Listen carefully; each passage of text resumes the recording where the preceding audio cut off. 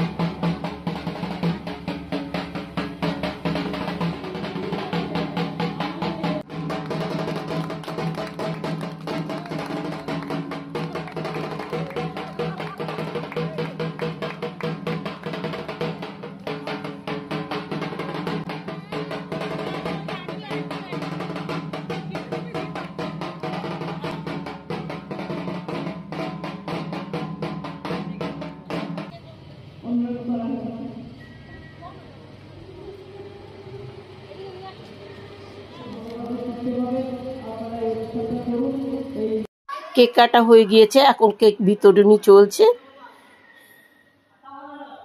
সবার হাতে হাতে কেক দেওয়া হচ্ছে। কেক কেটে এরপরে বক্তৃতা শেষ হলে হাতে মিষ্টির প্যাকেট দেওয়া হবে। চলো আমরা বক্তৃতা শুনতে থাকি। দেখতেই পাচ্ছ বন্ধুরা, চারধারে এত আওয়াজ যে শব্দটাকে ঠিক মতো ক্লিয়ার বোঝা যাচ্ছে না। যাই হোক, আমার পুজো তো এইভাবেই কেটেছে। তোমাদের পুজো কিভাবে কেটেছে অবশ্যই কিন্তু লিখে জানাবে, একদম ভুল করো না।